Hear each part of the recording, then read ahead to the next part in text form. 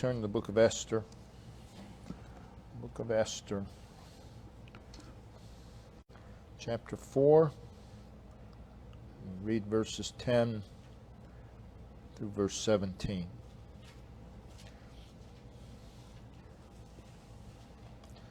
Again Esther spake unto Hatak, and gave him commandment unto Mordecai.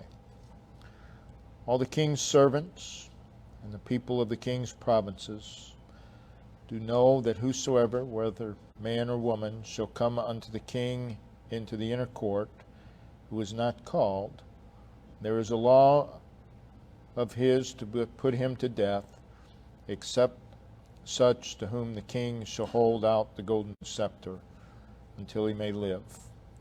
But I have not been called to come in unto the king these 30 days. And they told to Mordecai Esther's words.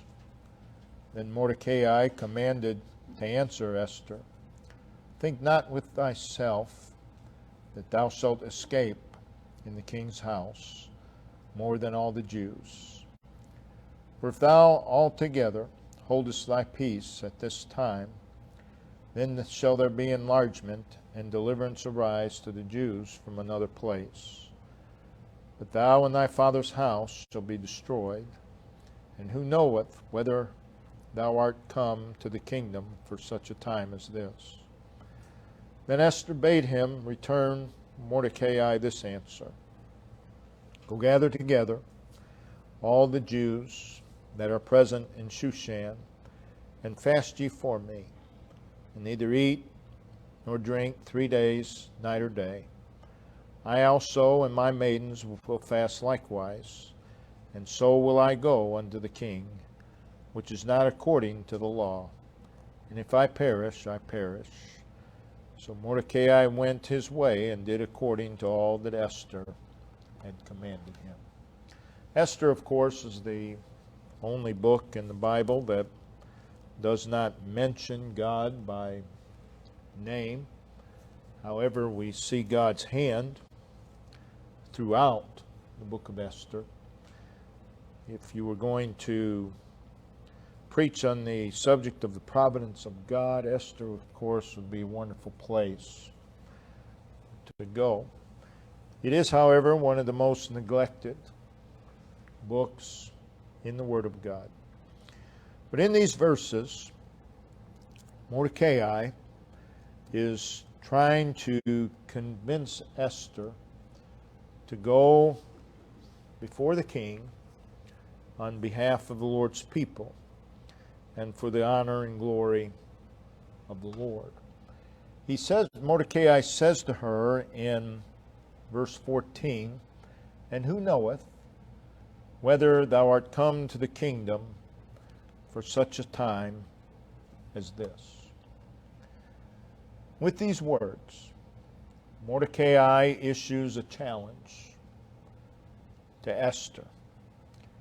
He's hoping that God will speak to her conscience, that He will prick her heart, that He will stir her to action. With these words, he's telling Esther that God has a purpose, and that by God's all-wise providence, she was in the position that she was.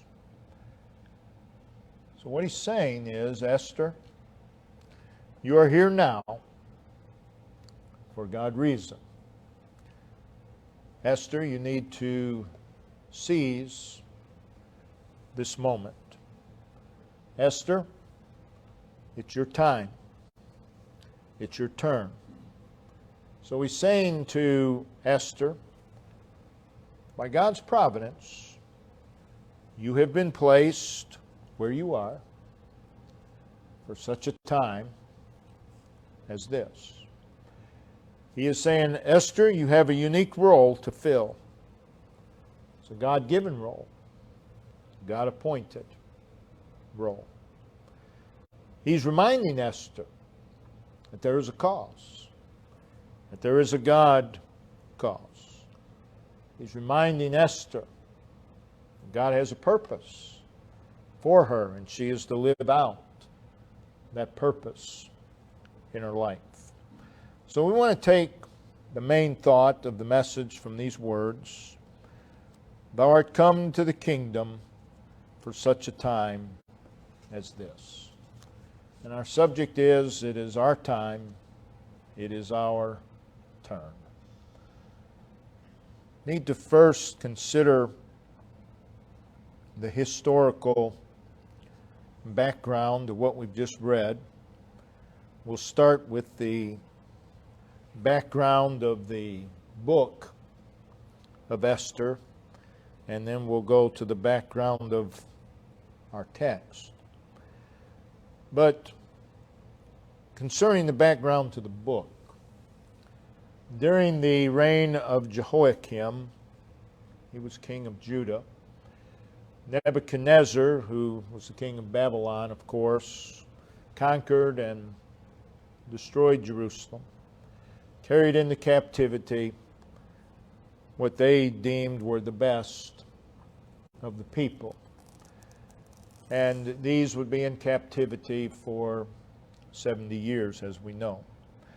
During the latter part of the captivity, the Babylonian Empire fell to the Persian Empire. And soon afterwards, Cyrus, who was the king of Persia, would allow these captive Jews to return to their homeland for the purpose of rebuilding the temple. And not all the Jews chose to leave. Some of the Jews would say, no, we don't want to go back. This is home. We want to stay here.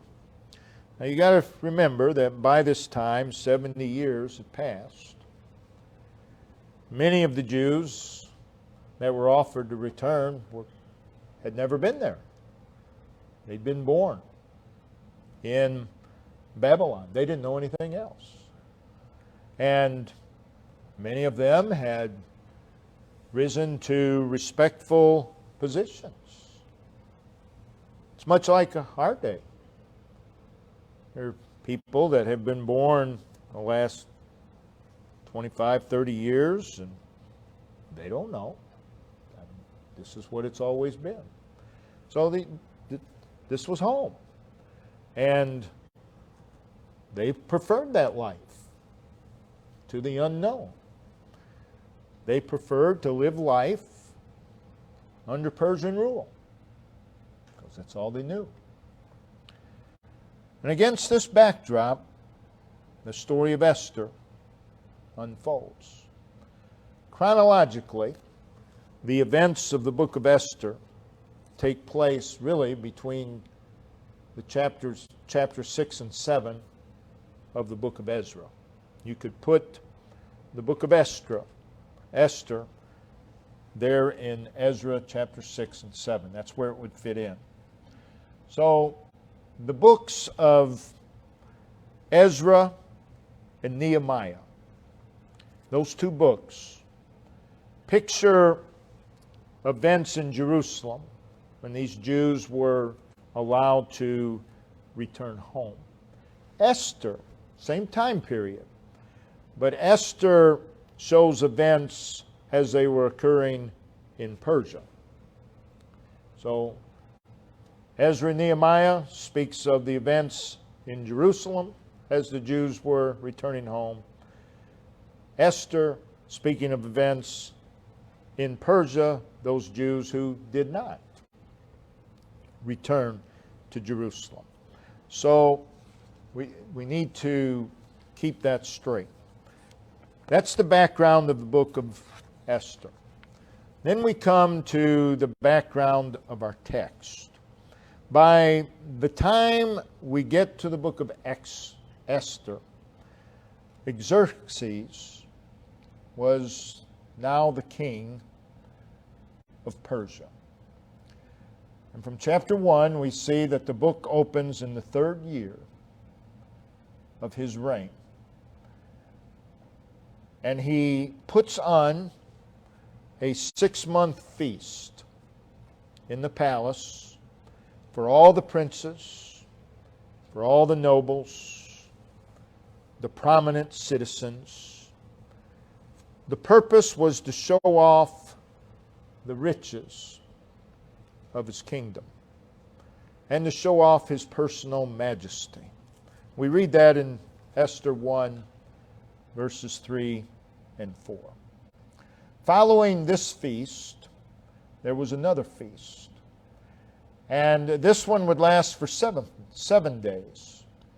And on the 7th day of this feast, the last day, Xerxes was drunk, and he ordered the queen, his wife, Vashti, to be brought, and she was to display her body before the leaders of 127 provinces. We read all this in chapter 1.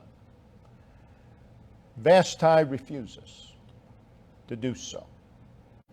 Angered by her refusal, Xerxes, the king, carried out the suggestion of some of his officers and declared that Vashti was no longer queen. In other words, she was no longer his wife. Then he ordered that a number of eligible young women be assembled so that he could choose one of them to be queen. By the providence of God, one of the minor officers of Xerxes was a Jew by the name of Mordecai. And according to chapter 2, verse 7, he had adopted his orphan cousin. Again, all this is the providence of God. Her name was Hadassah, but later she was given the name of Esther.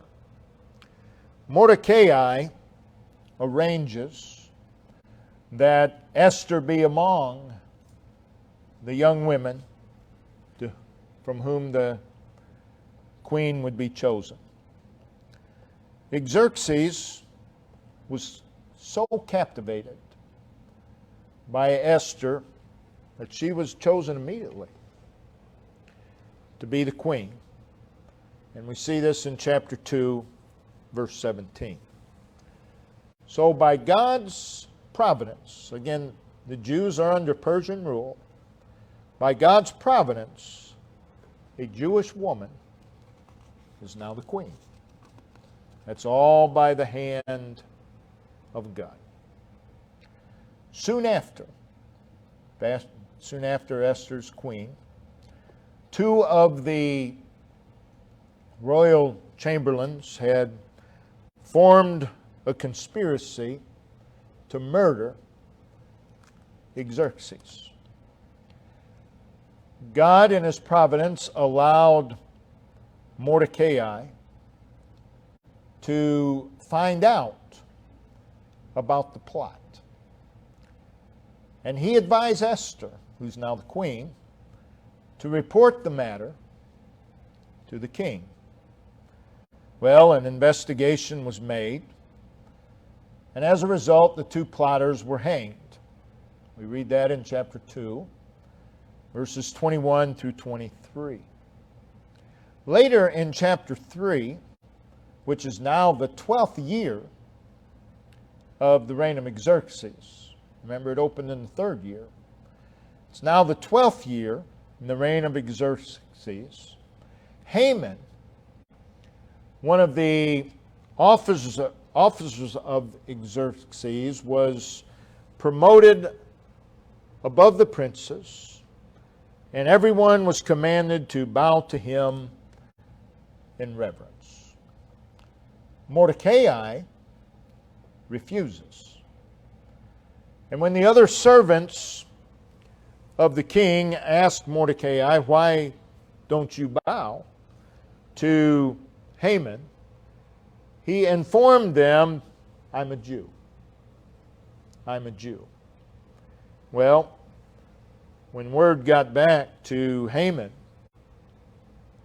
that the reason Mordecai did not bow was because he was a Jew. Haman was enraged, and he plotted to kill every Jewish man, woman, and child in all of Persia. And there were a lot of them that had chosen to stay back. Well, Haman would go on to manipulate Xerxes the king to make a decree that all the Jews would be killed. Notice in chapter 3, verse 7. In the first month, that is the month of Nisan, in the 12th year of Xerxes, they cast out Pur, that is the lot before Haman from day to day and from month to month, for the 12th month, that is the month of Adar. And the day of the mass murder was set for 11 months. 11 months from this date, all the Jews will be killed. Verse 13 of chapter 3. And the letters were sent by posts unto all the king's provinces to destroy, to kill, and to cause to perish all Jews, both young and old, little children and women, in one day, even upon the 13th day of the 12th month, which is the month of Adar, and to take the spoil of them for a prey. So God's people were now living in the reality. Time is short. Time is short. We have but 11 months. And they were living in the reality of this. Well, when the news of the king's decree reached Mordecai, we read in chapter 4, verse 1, that he cried with a loud and bitter cry. And we read in chapter 4, verse 3, that there was a great mourning among the Jews. You can only imagine. And fasting, and weeping, and wailing, and many lay in sackcloth and ashes. They wept for themselves. They wept for their spouses. They wept for their children, their grandchildren, their friends. No doubt, fear and distress had now gripped their hearts and their minds. Their lives have been greatly affected by the realization time was short. Time was short. The realization that time was short caused them to have a different perspective regarding their lives. Time is short. We live in the latter days. Most don't realize it. I'm talking about God's people. Because if they did, they'd have a different perspective. But here was a people who were living in the reality that time is short. And their lifestyles changed. They wept, they fasted, they turned to God. Because they're looking at things through a different lens. They're about to be killed. In our text, Mordecai sends a message of warning to Esther. But Esther responded by saying, I haven't been summoned by the king for 30 days. I haven't been in his presence for 30 days. And I'm powerless to stop the killing.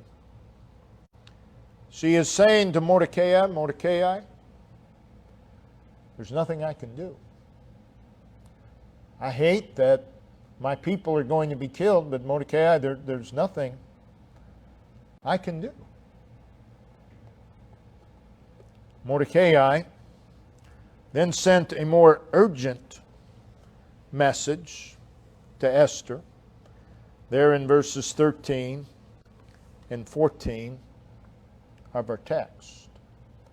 And it was basically a 3-point message, with the last point being, Mordecai, God has put you, has positioned you exactly where you are. He has positioned you exactly where He wants you for such a time as this. And Esther, you have an obligation. You have a responsibility to fulfill. That's what Mordecai is saying to Esther. So what we have here is a very serious, a very pressing and urgent time. If there ever was an 11th hour situation, this was it. This was it. Time was running out. And in that 11th hour situation, and in all 11th hour situations, there's still the cause of God. And Mordecai and Esther, both of these individuals, had been so positioned by God that they had an awesome responsibility to the cause of the Lord. So what does this mean for us today? What does all of this mean to us? Well, we, like Esther, have been assigned to a specific time and place. Someone says, I wish I was born and lived 200 years ago. Well, I've got news for you. You weren't. You weren't. Why weren't you? God. God. God caused you to be born and to live in this time. Well, I don't like this time. It doesn't matter. God placed us in this time. And it is no accident that any of us are living in the days and times in which we live.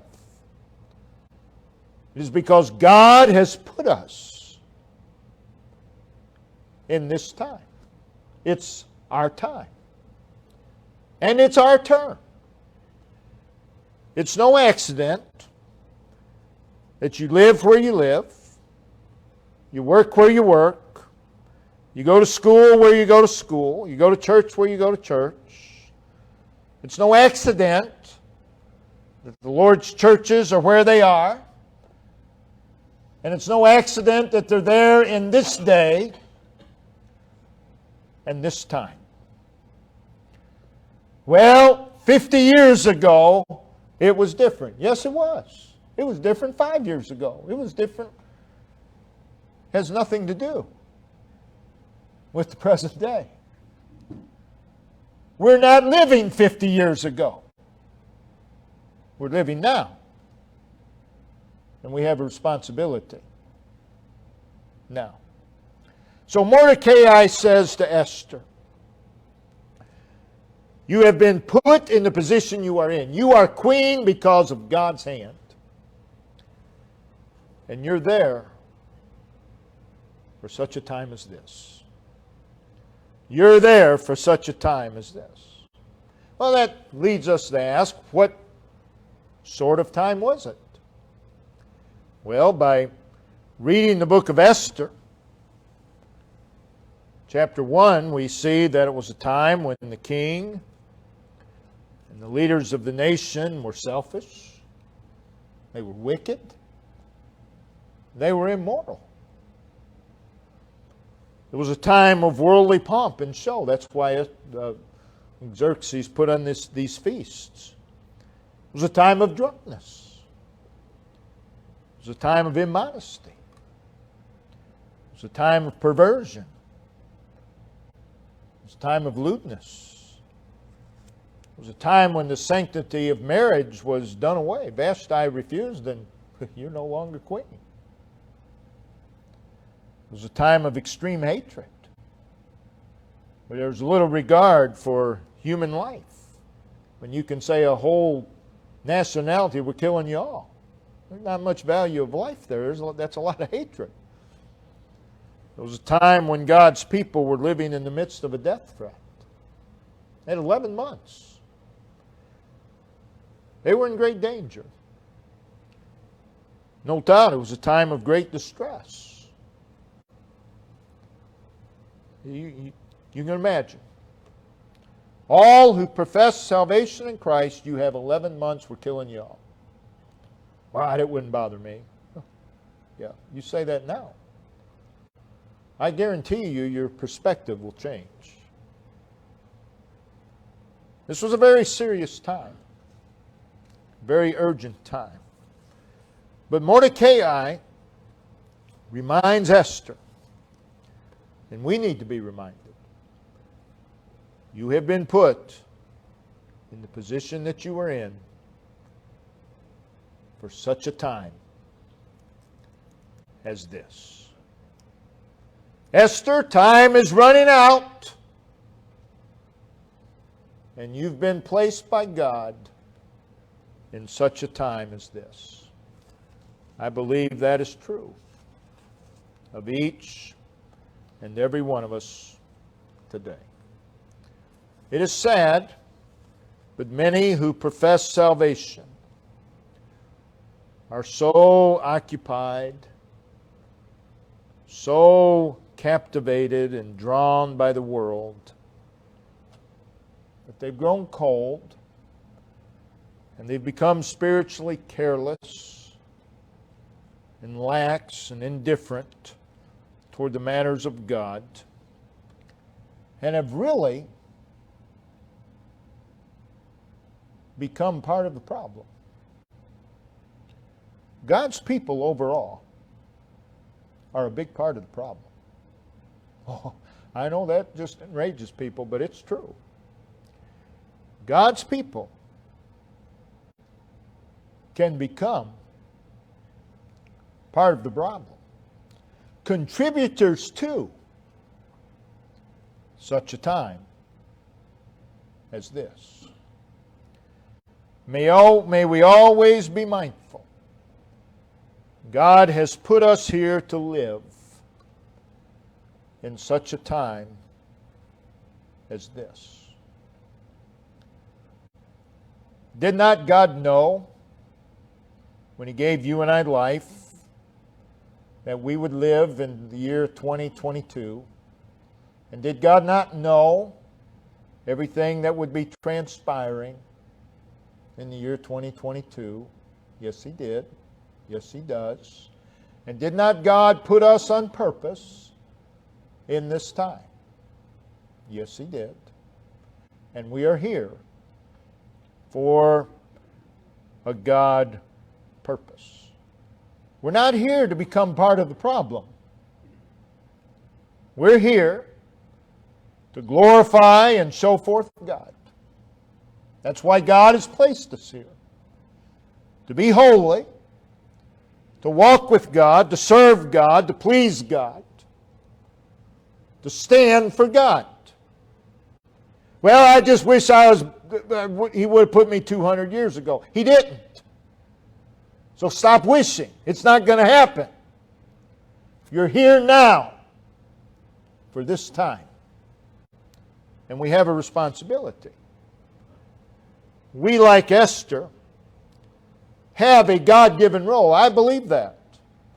I believe that every one of us has a God-given role. And we have a God-given responsibility to fulfill that role. And we have this responsibility to fulfill this role for such a time as this. That's why God's placed us here.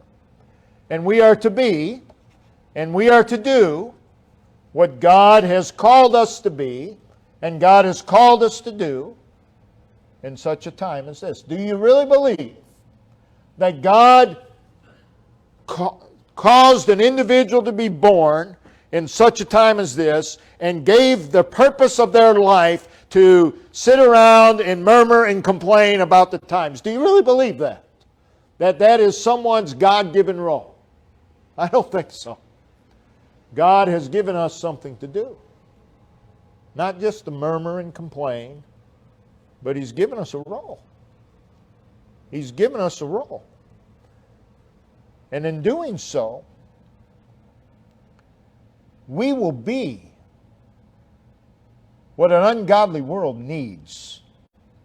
That's why God has left us here.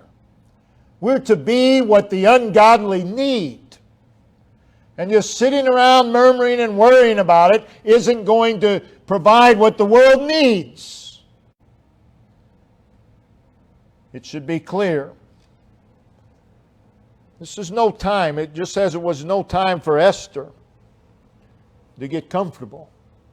This is no time for God's people to get comfortable, and to become distracted. But we're to do God's business. And we're to do God's business God's way. And when we do so, it's for His honor and His glory. And that's why we're here. So let's look at Esther. We, like Esther, need to be stirred. We see in Esther's first response to the message from Mordecai that God's people, her own people, her own relatives, were about to be exterminated. And in her first response, what is her concern? Her own safety. That's her concern. She said to Mordecai, "It's not lawful for me to go before the king. And if I go before the king in defense of my people, I will more than likely be killed." She's thinking of her own life. She's concerned about her own safety. And when you really start breaking it down,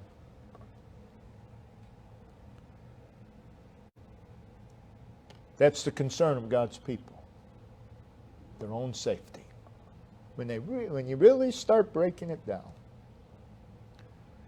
Mordecai, after this response, says, "Esther,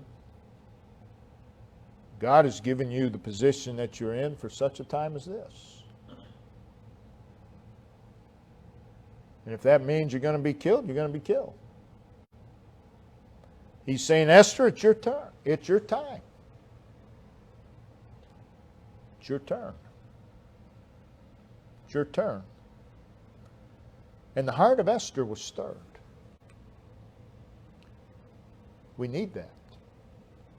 And she was brought to the vivid realization and awareness and conviction that she had been chosen by God to serve in this time. We need that conviction. We need that persuasion. I have been chosen by God to serve God in this time. We need to know that. That needs to get a hold of us. And I believe it did with Esther. She was also aroused from her comfort zone. When she said, "Mordecai, I can't go before the king, because if I do, I'll likely be killed." She had a comfort zone. I mean, as queen, She had a pretty comfortable life. She was queen of an empire. But she's brought to see that she cannot be satisfied with the status quo of just being the queen, of being in a position of respect and authority. We, the saved by grace, living in the latter part of last days and last times, need to be moved out of any comfort zone that we have snuggled into. And we all have them. We need to be a people with a holy, God-given passion and zeal and fire and diligence and boldness and courage and backbone and fortitude and resolve and steadfastness and perseverance and any other words you can think of. To do, to be, and to do what God would have us for such a time as this. That's why God placed us here. That's why we're still here. Notice also she was stirred to pray. Verse 16, here's what she says to Mordecai. Go gather together all the Jews that are present in Shushan, and fast ye for me. Fast ye for me, and neither eat nor drink 3 days, night or day. I also and my maidens will fast likewise, and so will I go unto the king. She says, Mordecai, I will go before Xerxes. But Mordecai, I need you and all the Jews that are present there to fast and pray for me for 3 days. And she says, I will do the same. So she is stirred to pray. She is stirred to fall on her face before God. We need to be stirred to pray. God's people are part of the problem, because God's people spend more time murmuring and complaining than they do praying. There's no doubt about that. We need to be stirred to pray at such a time as this. Oh, it's so bad out there. And then they proceed to murmur and complain. Why don't you pray? And Esther was stirred to pray. Mordecai was stirred to pray. To cry out to God. For God to change lives. Our murmuring and complaining isn't going to change a single life. But God can. And we ought to pray. We ought to pray for chains to be broken. People are enslaved. Enslaved to philosophies. Enslaved to sins. We can gripe about it,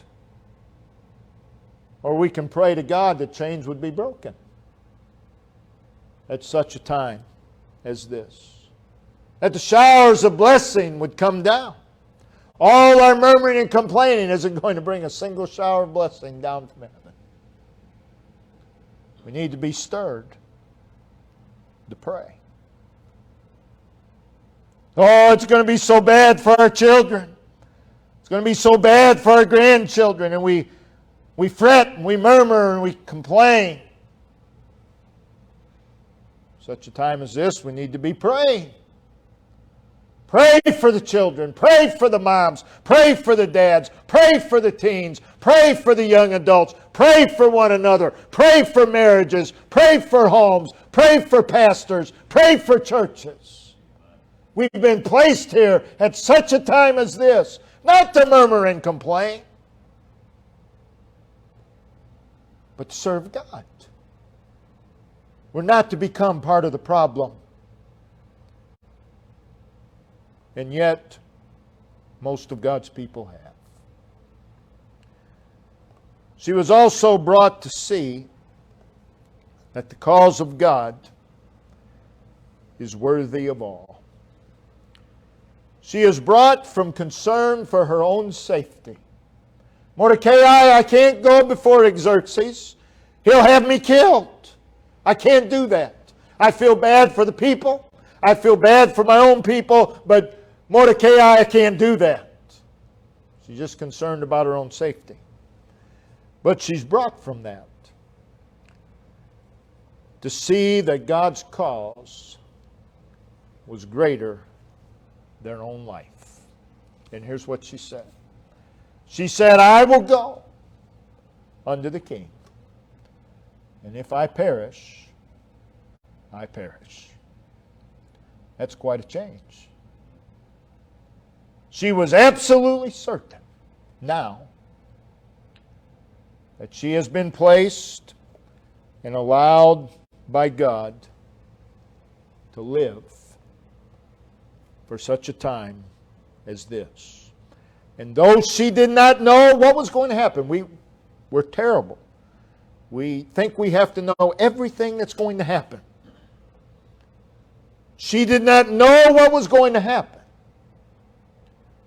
But she was thoroughly convinced that she had been given by God something to do. And she was going to do it. And if that meant she die, so be it. That's the spirit we need for such a time as this. You see, she's now brought to look at such a time as this as an opportunity to serve God. An opportunity to serve God. I don't like many things that have happened and are happening and will happen. I don't like it. If it was my choice, I would choose it to be different, but guess what? It's not my choice. That's God's business. And God has placed us in such a time as this to serve God. And we ought to pray that God would use us.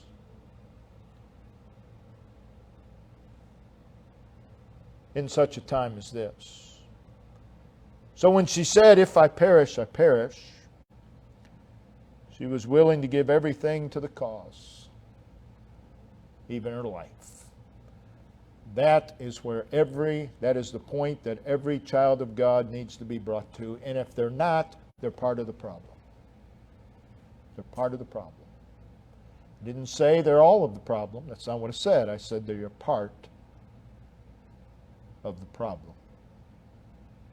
Many years ago, it's probably been 10 or 12, I preached at a conference, we are part of the problem. Didn't go over very well. But it's the truth.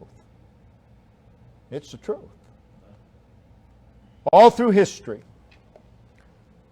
there have been, I don't care, take whatever time frame of history you want. There have been men and women who faithfully served God in the time in which God placed them. Some of them lived in terrible times. We're not the first to live in wicked times. There have been some terrible times. There have been some terrible experiences throughout history for countries and nationalities. But God always had His people that faithfully served Him in those times. And we've all known people who have done so. And now guess what? It's our time. It's our turn. It's like the little child gets all excited. It's my turn. It's my turn. That's almost how we ought to be. It's my turn. Others have served God in wicked times, and it's my turn. It's my turn. That's how we ought to look at it. It's our turn. Oh, it's not fair. It's our turn. There have been men and women who have not bowed to the gods of the world, who have not been sucked in by the world's corruption, and who have lived above the world's ways, and who have not been led away by the error of the wicked. And now it's our time. It's our turn. It's my turn to be faithful to God. That ought to excite us. There have been men and women who have been firm and decided for God, immovable, unwavering, who have displayed great spiritual resolve, who have displayed great courage. And now it's our time. It's our turn. We ought to thank God. There have been men and women who have unashamedly, in terrible times, declared their allegiance and their commitment and their loyalty to God. And now it's our time. It's our turn. God's good to us. That He would give us a turn to be faithful to Him. There have been men and women who have displayed strict adherence to truth without compromise, who have openly declared their belief in the Word of God, who stood firm upon God's Word, who never let go of God's Word. Now it's our time. Now it's our turn. That's what Mordecai is saying to Esther. Esther, it's our time. It's our turn. There have been men and women who have stood against the wiles and the advances and the attacks of Satan, who have stood against the sins of their time and have faced the Goliaths of their time. Now it's our time. Now it's our turn. We're blessed that God would allow us to have a time and allow us to have a turn. So may we never say, oh, I wish I was born 300 years ago. Wish I lived back then. Well, you weren't and you don't. So don't even go there. This is your time. Don't waste it thinking about, oh, I wish I was born back then. Don't waste it murmuring and complaining about everything that's wrong. But come to the conviction, God has placed me in this time to serve Him. And that's what I'm going to do. That needs to be our conviction. God, in His all-wise providence, has placed us in these times. God did not place Charles Spurgeon in 2022. God did not place us back in the times, the 1800s, of Charles Spurgeon. He placed us here. And we're responsible to live in this time. I'm not responsible to live in the 1800s. I'm responsible to live in these times. But it doesn't matter what you would rather. Get over yourself. These are the times that God has placed us in. We need to be faithful to Him in such times. And if we are, we will never become part of the problem. We ought never want to be part of the problem. But I'm afraid that most of God's people, by God's people I mean those who profess salvation, they may or may not be saved, are a part of the problem. We need to pray, God, please don't let me become part of the problem, but just help me to be what I need to be. Brother Ben, if you'd come and lead us in verse song, let's again all stand. Ben will lead us in singing.